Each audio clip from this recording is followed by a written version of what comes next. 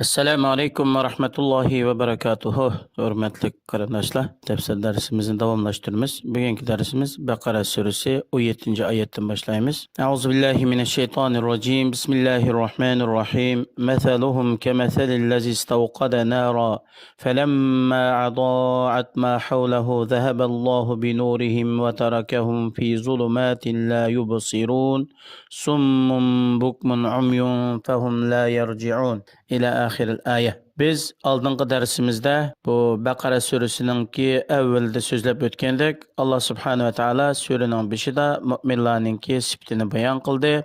Onunla geçtirip kafirlerinki sifatini bayan kıldı iki ayette. Ondan keyin münafıklarninki sifatini bayan kıldı. Çünkü hamda mümin bilan kafir ayrılgandan keyin ularning o'tirdi qag'ini og'zaki iymon etib, dilidan islomni suymaydigan, islomga o'chmanlik qiladigan munofiqlar.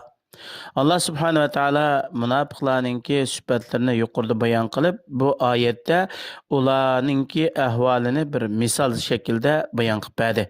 Chunki misol shaklida bayon qilish, ya'ni insonninki zehniga tez o'rnaydi, tushunishi oson bo'ladi. Allah subhanahu ve taala munofiqlar uchun bu tuvandagi ikki oyatda ikki misolni bayon qildi. Biri cho'lda ketib o'tib, sinish uchun yoki yorug'liq elish uchun bir mash'al yoki o't yoqqan, uningki nuri o'chib qolgan vaqtida yo'l topolmay, yana shu qorong'ulikda tenqirab qolgan. Yana birisi qattiq iliqi guldirmama, chaqmoq, yomg'irning ostida qilib, chaqmoqning ovozining qattiqligidan shu quloqlarini etib olib, hayronlikda qolgan kishilarga o'xshatib misol bayon qildi. Yana Allah subhanahu va taolo birinchi ularni o't yoqqan odamningki misoliga o'xshatib bayon qilganda deydi, bu munofiqlarning misoli. Ya'ni Allohninki diniga, Allohning payg'ambariga, Allohning kalomiga chin qalbidan iymon etmaydigan, faqat og'zaki o'zining jinini va milini saqlab qolish uchun og'zaki iymon etadigan, ammo o'z suhbatlarining yiniga olganda biz degan og'zimizni deb qo'ydik. Buningdagi maqsadimiz o'zimizni va milimizni saqlab qolish deydigan e'tiqodi buzuq. Yani dilde küfür va ağzıda imanını aşkara qilgan munofiqlarni bularning o'qishini bayon qilib deydi. Bu xuddi bir odam yorug'liq qilish yoki qorong'uda yo'l tepish uchun bir o'tni yoqdi.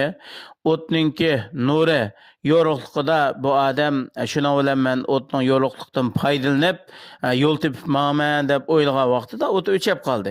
O't o'chgandan keyin o'tninki nuri tugili, uni faqat kuydiradigan cho'g'lar qolib qoldi.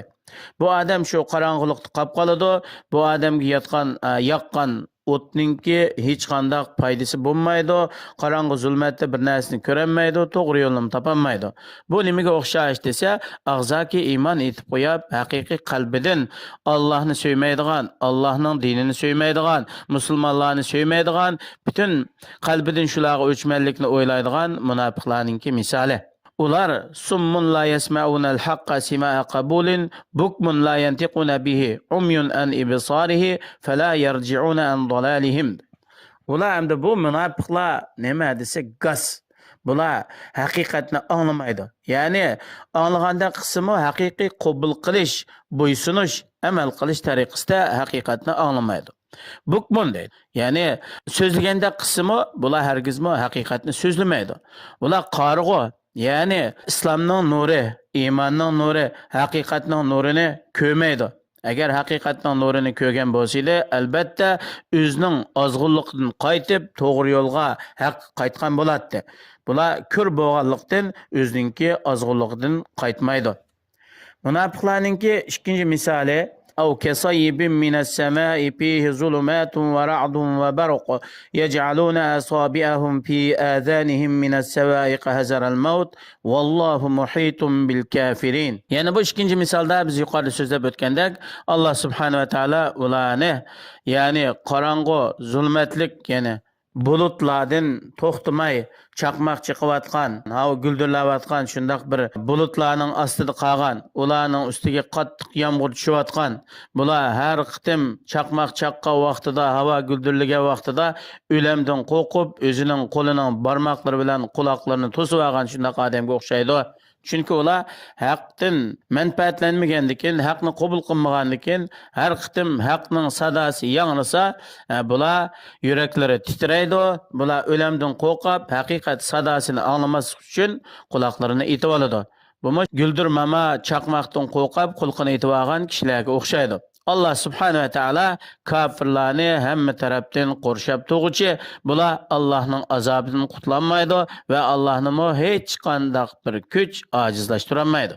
يكاد البرق يخطف أبصارهم كلما أضاء لهم مشوا فيه وإذا أظلم عليهم قاموا ولو شاء الله لذهب بسمعهم وأبصارهم إن الله على كل شيء قدير.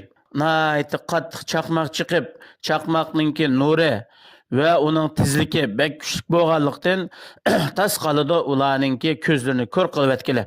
Agar Alloh subhanahu va taolo ular uchun zaminda ma'lum muddat yashash vaqtini belgilab ularning azobini oxiratga yoki keyingi kechiktirmagan bo'lsa, albatta bu kuchli chaqmoqlar ularning ko'zini ko'r qilib etadi.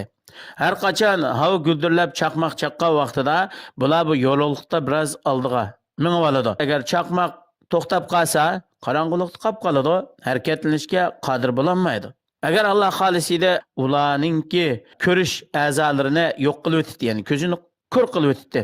Chunki Allohningki qudrati hamma narsani o'z ichiga oladi. Ularningki ko'rish quvvati bo'lmaydi. Nima uchun desa, ular haqdan yuz o'rganlik uchun, haqni ko'rmaganlik uchun, haqqa bo'ysunmaganlik uchun. Ham bu yerdagi yomg'ir nima desa, osmondan tushgan bu yomg'ir Qur'oni Karimning misoli. Qur'oni Karim Alloh tomonidan nozil qilingan. Hamda bu yerda chaqmoqning ovozi, guldirmamining ovozi nima desa, Qur'oni Karimdagi Payg'ambar alayhisolamning ko'rsatmalaridagi cheklanlar deb to'sqan cheklamalar. Hamda chaqmoqning yorug'ligi bo'lsa, bu oshkor bo'lgan haqiqatga o'xshaydi. Ular guldirmamining qattiqligidan qulqini e'tiborini nimaga o'xshaydi desa, haqiqatningki sadosi haqning chaqirqiga ovoz qo'shmasdan haqdan yuz o'rganligi shuning o'xshaydi. Alloh subhanahu va taolo yuqoridagi ikki misolni bayon qilib, munofiqlarni shularga o'xshatdi. Bu nima desa, foydalanmaslik.